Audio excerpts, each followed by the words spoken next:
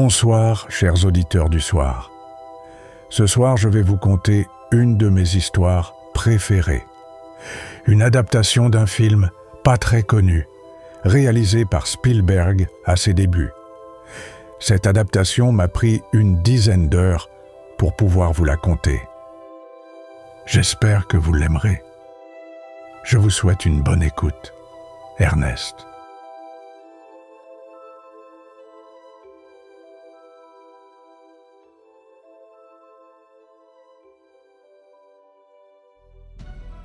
Chapitre 1. Un pilote hors pair.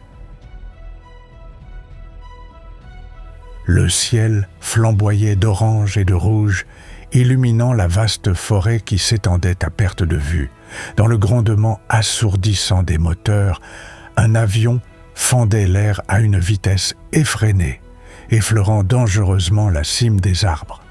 Aux commandes, Pete Russo, le meilleur pilote de bombardier d'eau de toute la région, un as du vol de précision et un casse-cou notoire. « Reste pas si bas, bordel!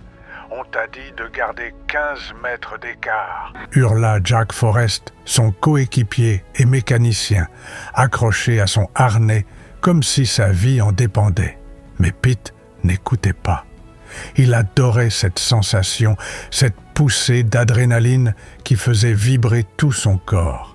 Il rasa encore une ligne d'arbres, esquissant un sourire en coin alors que les avertisseurs de proximité hurlaient dans le cockpit. « Faut savoir flirter avec les limites, c'est comme ça qu'on fait du bon boulot. » Jacques soupira et se passa une main sur le visage.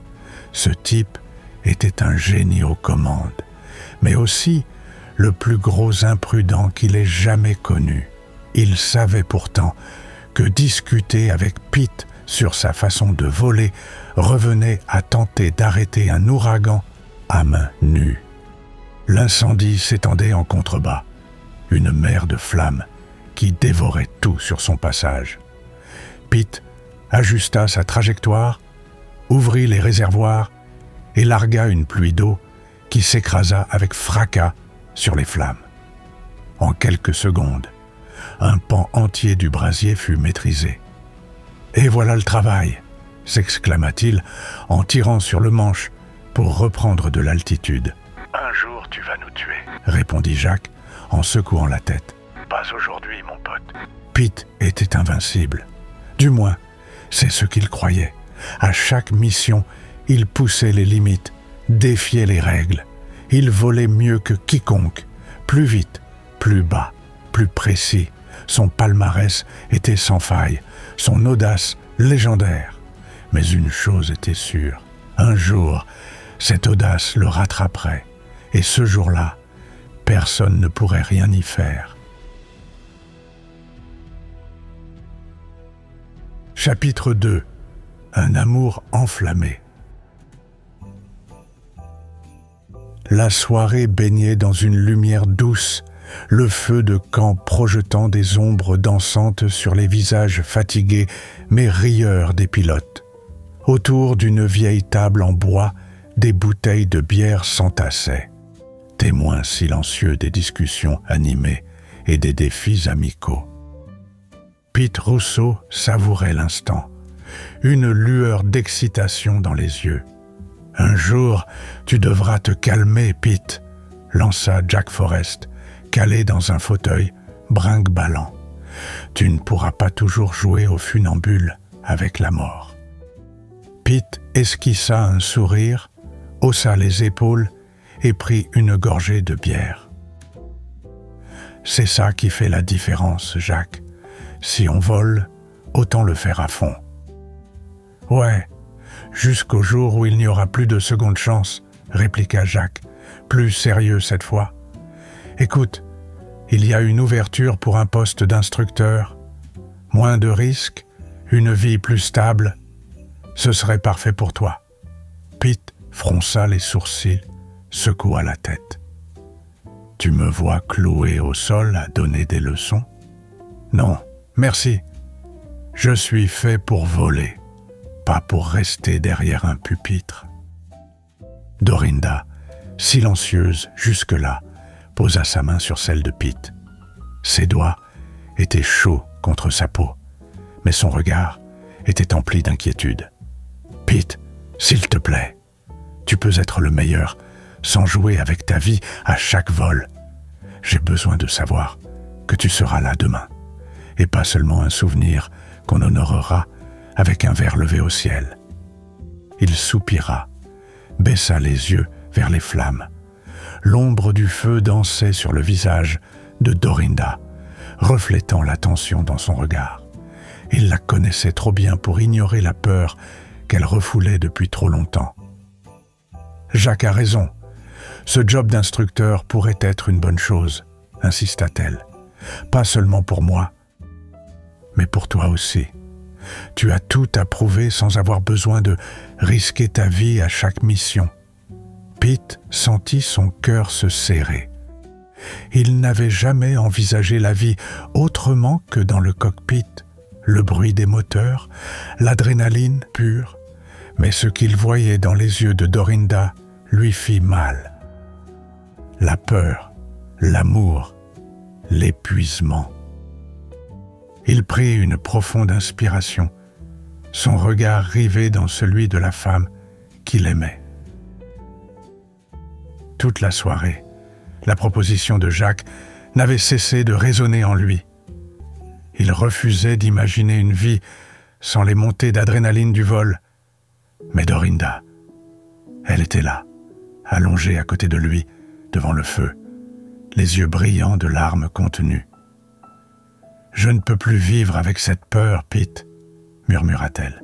« Chaque mission, chaque vol, trop risqué. J'ai l'impression que c'est peut-être la dernière fois que je te vois. » Pete resta silencieux. Il n'avait jamais eu peur, mais voir Dorinda ainsi, si fragile, si touchante, fit vaciller ses certitudes. Tout le monde enviait l'amour qu'elle lui portait, mais lui réalisait qu'il risquait de tout perdre. Il serra doucement sa main et hocha lentement la tête. « D'accord, » souffla-t-il. « Demain, j'irai me renseigner sur ce poste. » Dorinda ferma les yeux un instant, soulagée, avant de l'attirer contre elle. Il sentit son étreinte trembler légèrement, comme si elle n'osait croire en cette promesse. Pete comprit que ce choix changerait tout.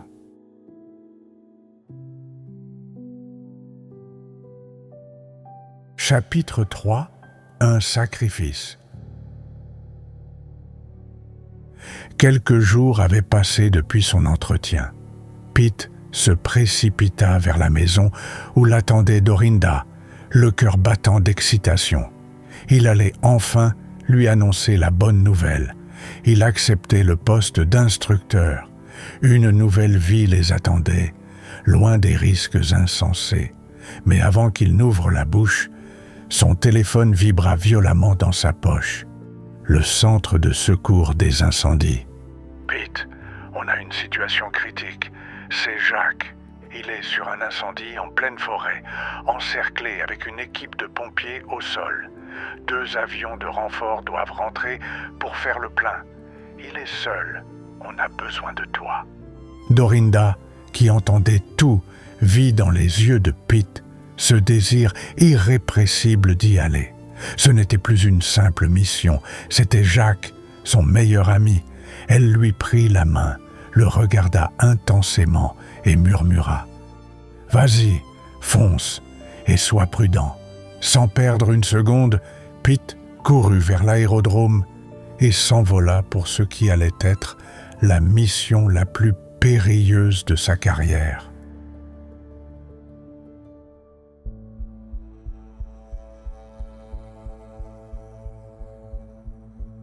Le feu embrasait la forêt dans un brasier infernal, réduisant tout en cendres. Les flammes gigantesques formaient une barrière mortelle autour des pompiers piégés.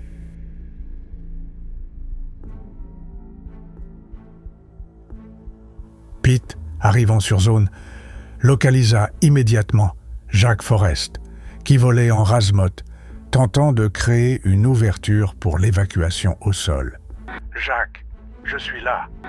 cria Pete dans la radio. « Bon sang, Russo, t'aurais dû rester tranquille. »« Tu rêves, mon vieux. On va sortir ces gars de là. » Les deux pilotes multiplièrent les passages, déversant leur eau pour créer un corridor au sol. Les pompiers commencèrent à s'extraire. Encore un dernier passage, et ils auraient une voie de sortie. Soudain, un frisson d'horreur traversa Pete. Jacques percuta la cime d'un arbre en flammes. Son moteur droit prit feu. « Jacques, t'es touché ? Merde, mon moteur chauffe. Il va lâcher. » Pete savait ce que cela signifiait.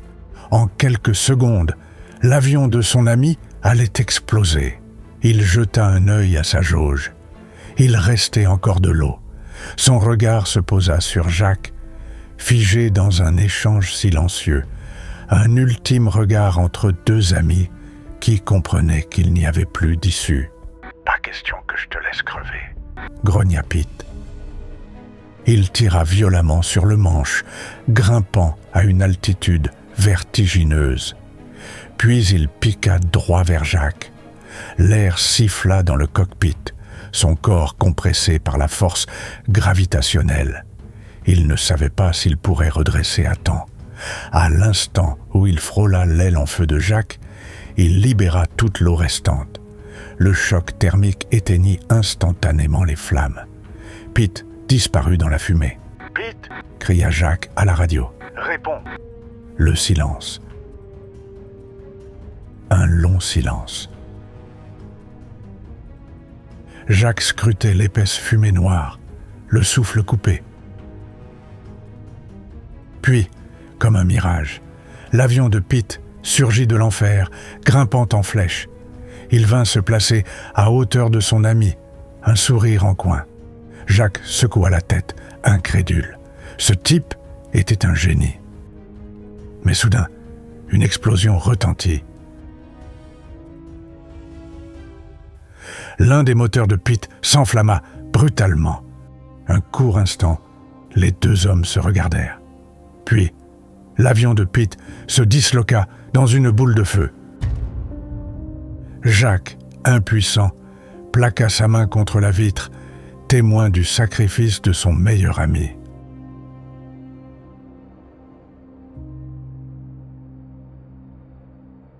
Chapitre 4. Un guide invisible.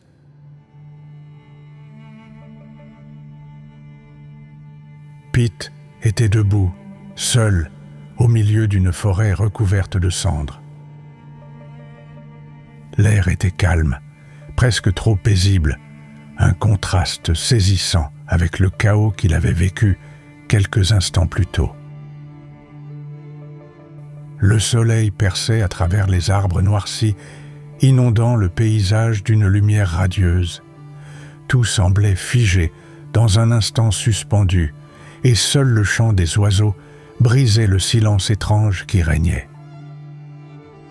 Il ne comprenait pas où il était. Comment avait-il atterri ici? Son dernier souvenir était un incendie, Jacques, son avion, et une explosion. Il baissa les yeux vers ses mains, s'attendant à voir des brûlures, des marques. Mais il n'y avait rien. Il se sentait bien, léger, comme jamais auparavant. Puis, sorti de nulle part, une silhouette apparut parmi les arbres. Michaela, grande, élancée, vêtue d'une robe de soie blanche qui flottait délicatement dans la brise. Son sourire était radieux, empreint d'une sérénité qu'il n'avait jamais vue auparavant. Pete la regarda, intrigué. « On se connaît ?» Elle sourit doucement, avant de répondre d'une voix douce et posée. « Toi, non, mais moi, je te connais depuis des années. » Il fronça les sourcils. Cette femme lui semblait à la fois étrangère et familière. Il tenta de rassembler ses pensées. « Tu sais pourquoi je suis là ? Et toi, le sais-tu » Un sourire en coin étira les lèvres de Pete. J'ai été trop loin, hein? Cette fois, ma chance m'a quitté. » Elle hocha lentement la tête, amusée mais bienveillante. « Oui, effectivement, mais ton geste était admirable, Pete. Tu as sauvé Jacques. » Un profond soulagement se peignit sur son visage. Jacques avait survécu. C'était tout ce qui comptait. Il inspira profondément, sentant une chaleur étrange remplir sa poitrine. « Alors, qu'est-ce qu'il se passe maintenant? Je suis censé partir de l'autre côté? Avant cela, j'ai une proposition à te faire. Pour ton acte héroïque, on t'offre une mission. » Une mission? Un jeune pilote, Ted Becker, a besoin d'un coup de pouce. Il a du talent, mais il manque de confiance en lui. Il va devoir affronter des épreuves qui mettront son courage à rude épreuve. Et c'est là que tu interviens. Pete haussa un sourcil, intrigué. « Moi? Pourquoi retourner sur Terre ?»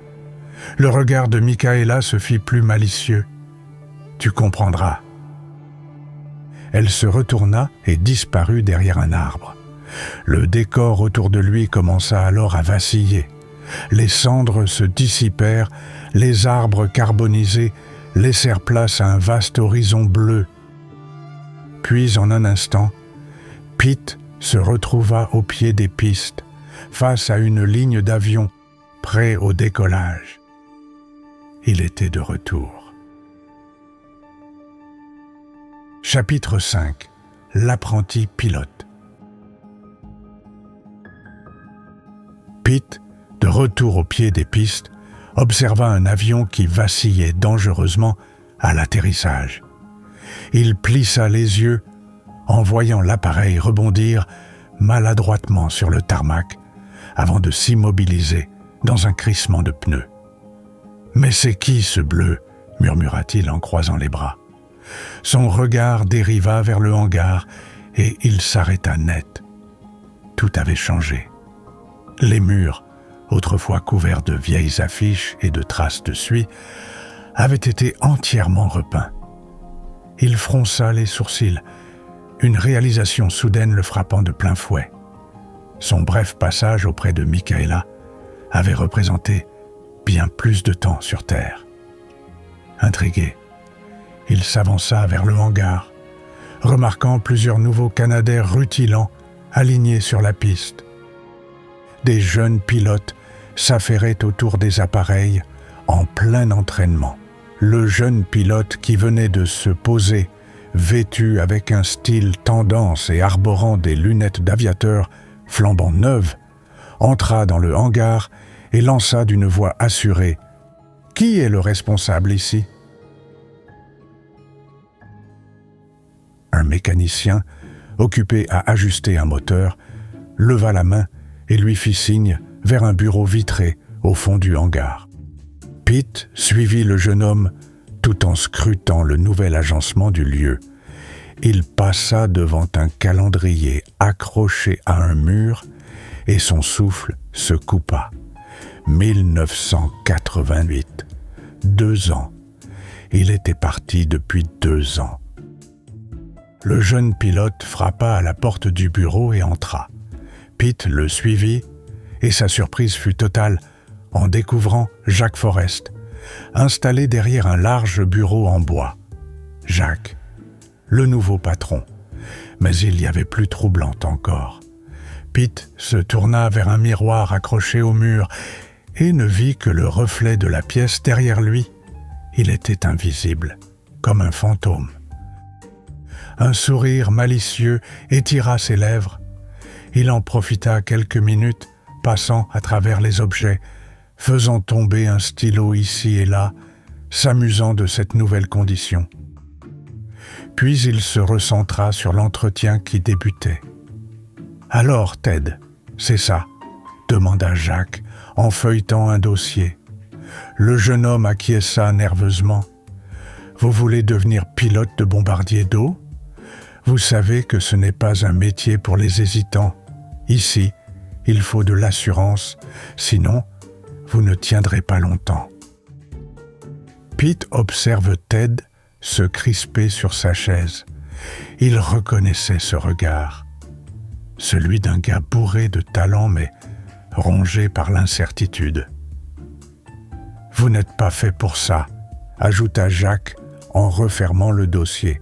« Désolé, mais je ne peux pas prendre de risque avec un pilote qui doute. » Il tendit le dossier à Ted, prêt à lui serrer la main pour conclure l'entretien. Pete se souvint alors de la mission que Michaela lui avait confiée. Aider Ted. Il s'approcha de Jacques et d'une voix douce mais ferme, lui murmura « Toi aussi, quand tu as commencé, personne ne voulait de toi. Pourtant, on t'a donné ta chance. » Jacques s'arrêta net, un frisson le traversant. Son regard se perdit un instant, comme s'il venait d'avoir une révélation. « Écoute, fiston, » dit-il en se redressant, « on a un avion de trop qui nous a été livré ce mois-ci, et il nous manque un pilote. Si tu réussis tous les tests, alors tu pourras faire partie de l'équipe que nous sommes en train de monter. » Ted releva la tête, stupéfait. Pete, ravi de son influence, s'approcha à nouveau de Jacques et murmura avec amusement « Bah, tu vois, quand tu veux, tu peux être gentil. » Il rit doucement. Jacques fronça les sourcils, jetant un regard autour de lui, sentant une présence étrange. Chapitre 6. Les fantômes du passé.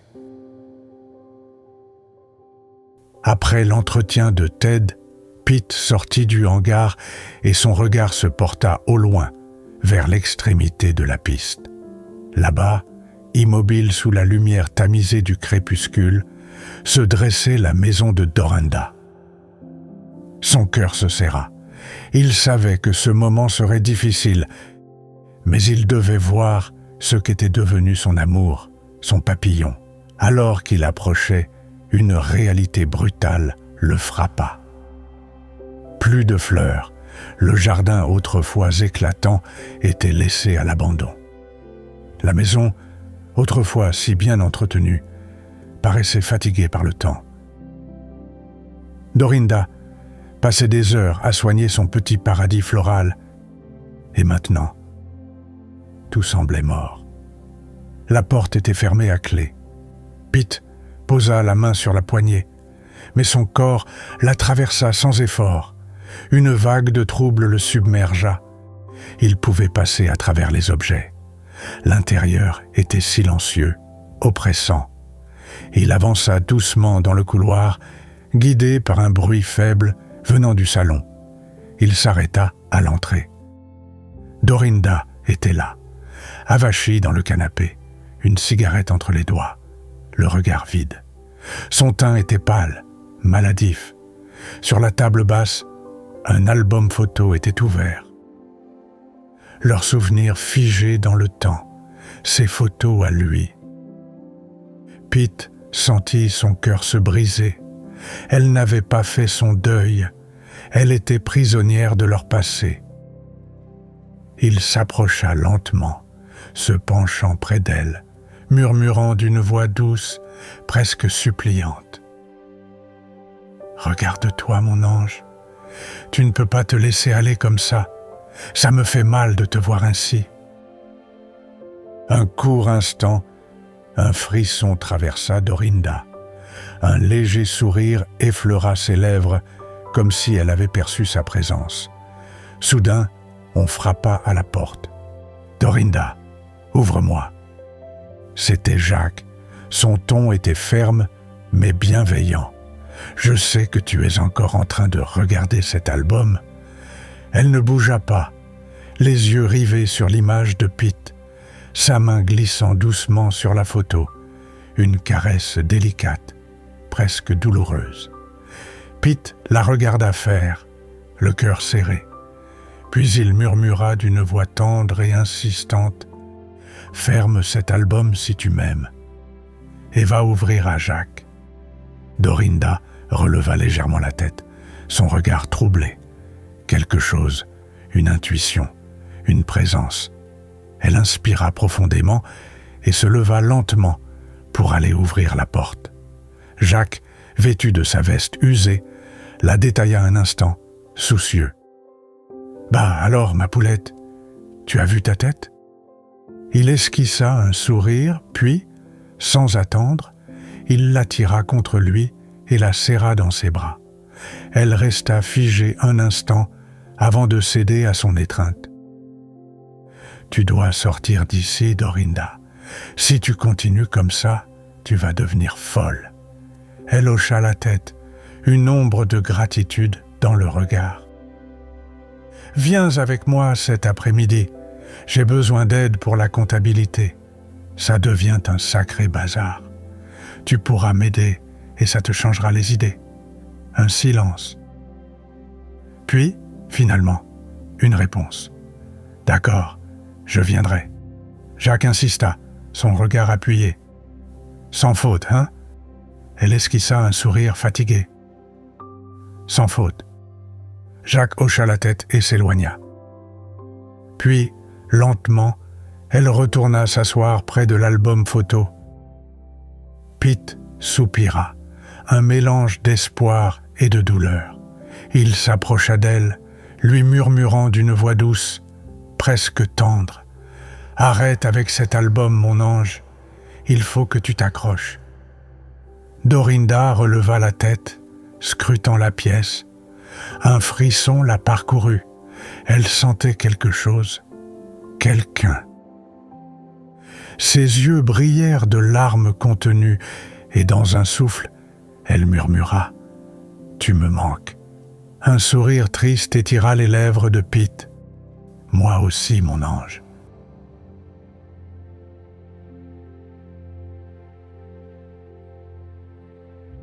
Chapitre 7. Un second souffle. Dorinda arriva au hangar en fin de matinée. Elle s'était habillée simplement, mais son regard semblait plus vif que les jours précédents. Jacques l'accueillit avec un sourire en coin, satisfait de voir qu'elle commençait à aller de l'avant. « Content que tu sois venue, poulette. » Alors qu'elle commençait à se plonger dans les chiffres, une voix masculine et hésitante attira son attention. « Bonjour, mademoiselle. Vous êtes nouvelle ici ?» Elle leva la tête et croisa le regard de Ted. Jeune, maladroit, mais avec un sourire franc et des yeux pétillants de sincérité. Il portait encore ses lunettes d'aviateur sur la tête, comme s'il n'avait jamais quitté son cockpit. « Moi ? Non, enfin, un peu, » répondit-elle, en souriant légèrement. « Je viens aider Jacques avec l'administration. » Ted hocha la tête, visiblement ravi de rencontrer quelqu'un d'autre que des mécaniciens râleurs ou des pilotes trop sûrs d'eux. Jacques, observant l'échange, sentit une opportunité se dessiner. Dorinda semblait plus légère, et l'arrivée de Ted n'y était peut-être pas étrangère. « Dis-moi, poulette, ça te dirait si je t'envoyais quelqu'un ce week-end pour retaper un peu ta maison et ton jardin? Ça pourrait te faire du bien, non ?» Dorinda hésita un instant avant d'acquiescer. Elle savait qu'il avait raison. Son foyer était devenu une extension de sa mélancolie, et peut-être qu'un petit renouveau lui ferait du bien. « D'accord, merci Jacques. » Le samedi matin, un coup résonna à la porte. Dorinda ouvrit et resta figée un instant. Ted. Il tenait une boîte à outils dans une main et un sac de terreau dans l'autre, avec un sourire un peu gêné. « Jacques m'a envoyé pour le jardin, si ça ne vous dérange pas. » Elle éclata de rire, surprise, mais amusée. « Alors c'était toi, le mystérieux renfort ? Très bien, entre. » Tout le week-end, ils travaillèrent ensemble. Ted, maladroit mais plein de bonne volonté, lui fit redécouvrir son propre jardin. Ils plantèrent de nouvelles fleurs, réparèrent la clôture et nettoyèrent les parterres abandonnés. Dorinda riait à nouveau, un rire sincère que Pete n'avait pas entendu depuis longtemps. Pete observait tout cela, invisible et impuissant. Il voyait son papillon reprendre vie, mais cette vision lui serrait le cœur. Le dimanche soir, alors que le soleil déclinait, Dorinda et Ted restèrent assis sur le perron, profitant du calme après 2 jours d'efforts. Il y eut un silence, un de ceux qui précèdent un moment décisif. Ted la regarda avec douceur. « Tu as un sourire magnifique quand tu es heureuse. » Dorinda tourna la tête vers lui et dans un élan spontané, elle l'embrassa, sous les yeux de Pete, impuissant, invisible. Un frisson d'émotion le traversa. Il savait qu'il devait la laisser partir. Mais voir Dorinda dans les bras d'un autre, c'était une douleur qu'il n'avait jamais imaginée. Chapitre 8. Un cœur en reconstruction.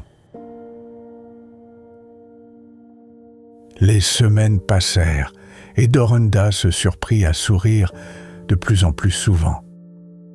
Elle et Ted partageaient désormais des moments simples, des promenades en bord de piste, des discussions tardives sous les étoiles.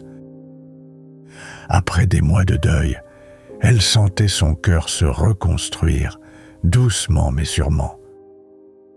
Pendant ce temps, Pete observait, tiraillé.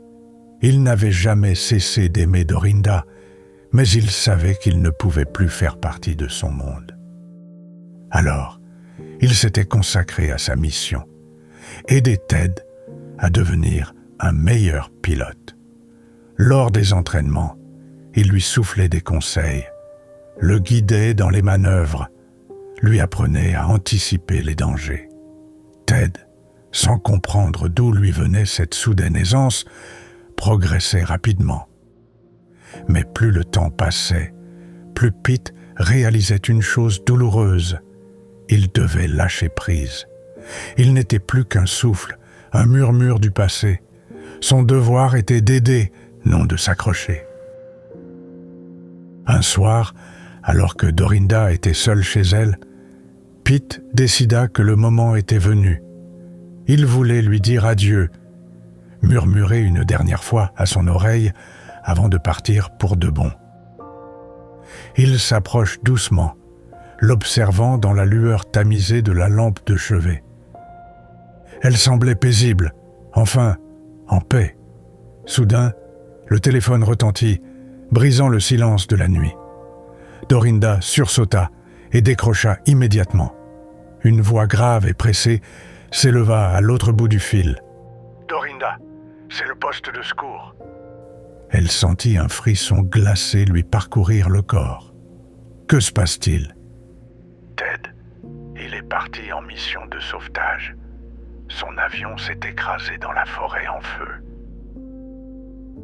Le souffle de Dorinda se coupa. La pièce autour d'elle sembla vaciller. Pete, invisible, ferma les yeux. Le destin venait de frapper à nouveau. Chapitre 9. La cohue.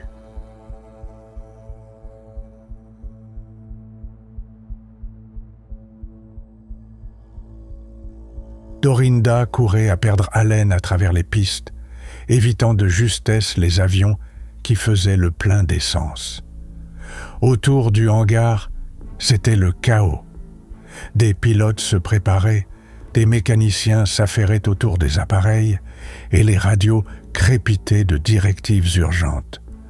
Quand elle arriva dans le hangar, son regard se posa immédiatement sur Jacques, en pleine discussion radio avec les pompiers sur place. Elle tremblait, les larmes aux yeux, alors qu'elle observait Jacques tracer l'état de l'incendie sur une grande carte avec les pilotes rassemblés. Jacques la vit et s'interrompit brièvement. Il s'approcha d'elle, et la prit dans ses bras. « Il va bien, Dorinda. Il a réussi à sortir de l'avion et les pompiers sont avec lui. » Elle inspira profondément, accrochée à ces mots, mais son soulagement fut de courte durée. Le feu s'intensifie de minute en minute. Il est encerclé. Dorinda se figea. Jacques, voyant son désarroi, reprit avec détermination « On va tout faire pour les sortir de là. » Puis, il retourna au briefing avec les pilotes, exposant le plan d'intervention. Dorinda, en retrait, la gorge serrée, fixa la carte posée sur la table. Elle connaissait cet endroit. Un terrain escarpé, éloigné de toute source d'eau. Tout allait se jouer en quelques minutes. Son regard se posa sur le tableau où étaient accrochées les clés des avions. À ses côtés, Pete observait la scène. Il comprit immédiatement que la mission serait quasi impossible. Les chances étaient minimes. Seul un pilote d'une précision absolue pouvait réussir. Et ce pilote, c'était Ted. Il vit Dorinda fixer les clés et devina ce qu'elle envisageait. « Tu as quoi en tête ?» murmura-t-il. Elle ne répondit pas. Mais il savait. Elle était prête à tout. Elle refusait de perdre une deuxième fois l'homme qu'elle aimait. Un éclair de détermination traversa son regard. Sans attendre, elle s'éloigna brusquement de la salle de réunion et arracha la clé d'un des avions. « Dorinda, c'est de la folie !» protesta Pete en marchant à ses côtés. Elle ne ralentit pas. Il continua, tentant de la raisonner. « Tu as à peine quelques heures de pratique de vol. Ce n'est pas ça qui va t'aider à sauver Ted. » Mais elle ne l'écoutait pas. Son cœur battait à tout rompre. Sa décision était prise. Elle n'allait pas attendre que d'autres décident du sort de Ted. Alors, sans plus réfléchir, elle se mit à courir vers l'avion, la clé fermement serrée dans sa main. Pete, impuissant, la suivit.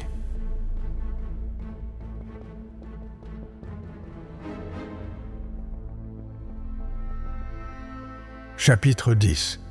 Le sacrifice final. Dorinda s'installa dans le cockpit, le souffle court. Ses mains tremblaient alors qu'elle cherchait les boutons pour démarrer l'avion. Pete, à ses côtés, invisible mais présent, observa avec un sourire amer. « Tu es loin de ton petit coucou. Il y a bien plus de boutons ici, » murmura-t-il, convaincu qu'elle n'y arriverait pas. Mais son doigt appuya sur le bon bouton. Les hélices se mirent à tourner. Pete, surpris, comprit qu'elle ne l'écouterait pas, quoi qu'il dise. Il s'installa alors mentalement à la place du copilote. « Je vais t'aider, papillon. » Dorinda tourna la tête, comme si elle l'avait entendu. Un léger sourire étira ses lèvres. Pete lui murmura alors les instructions nécessaires. L'avion prit de l'élan sur la piste. « Tire sur le manche. » Maintenant. Elle s'exécuta. L'avion décolla. Dans le hangar, un pilote s'exclama. « Quelqu'un vient de décoller !» Jacques saisit la radio. « Qui vient de décoller sans mon ordre ?» La voix de Dorinda lui répondit. « C'est moi, Jacques, et ça ne sert à rien d'essayer de me faire changer d'avis. » Jacques paniqua. « Dorinda, tu n'as pas l'expérience, tu mets ta vie en danger. »« Merci pour tout, Jacques. » Elle coupa la radio. Pete lui murmura de se calmer, de respirer profondément. Dorinda s'exécuta. Elle connaissait ces lieux. Elle y avait volé des dizaines de fois avec son petit avion. Pete lui expliqua les manœuvres pour ouvrir et fermer la trappe de réserve d'eau. « Je t'ai vu le faire des centaines de fois, » murmura-t-elle pour elle-même. Pete sourit. Ses gestes étaient parfaits. Ils approchèrent de l'étang. « Ton alignement est bon, fais piquer le nez un peu. » Elle s'exécuta. « Maintenant, ouvre la trappe !» Dorinda appuya sur le bouton et l'avion remplit ses réservoirs. « Attends encore un peu !» souffla Pete, regardant la jauge. Le bip du réservoir retentit. Dorinda referma la trappe et remonta en altitude. Devant eux, l'incendie embrasait l'horizon.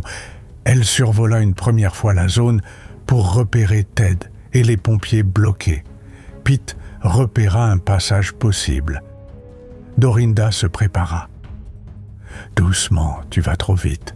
Ralentis un peu les gaz. » Elle obéit, mais elle ouvrit la trappe trop tard et l'eau tomba trop loin. Une partie du passage fut libérée, mais pas assez. Les pompiers crurent à une issue, puis virent les flammes se rapprocher encore. Jacques, au hangar, écoutait la radio des pompiers en direct, stupéfait.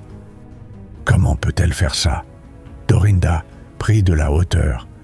On n'aura qu'une seule chance, murmura Pete.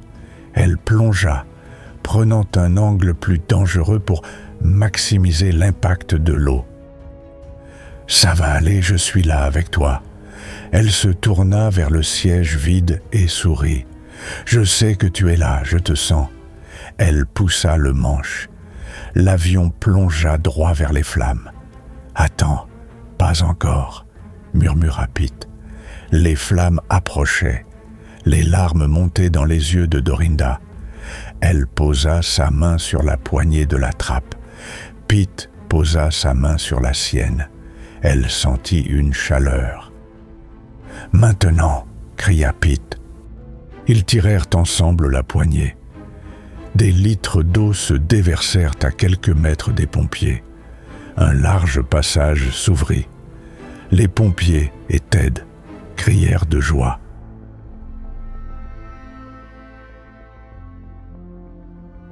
Mais dans l'avion, rien n'allait plus.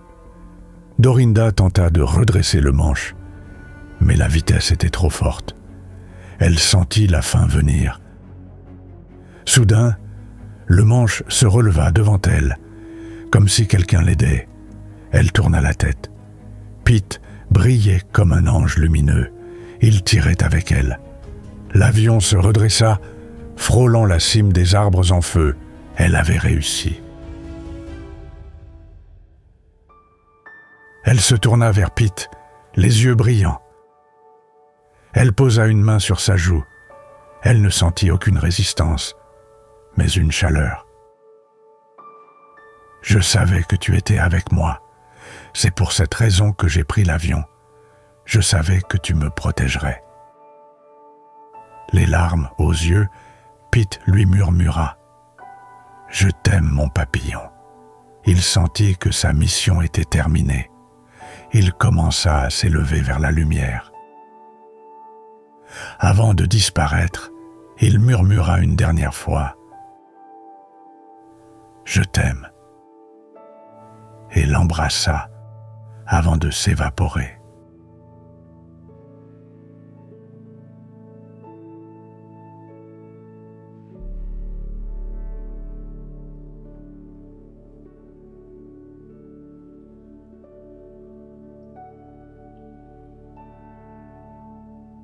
Épilogue.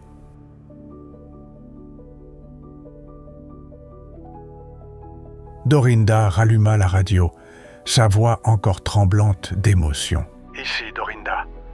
Les pompiers et Ted sont hors de danger. » Un silence suivit, puis des cris de soulagement et d'acclamation résonnèrent à travers les ondes. Elle fit quelques passages supplémentaires avec les autres avions pour s'assurer que l'incendie était maîtrisé, puis entama son retour vers la base.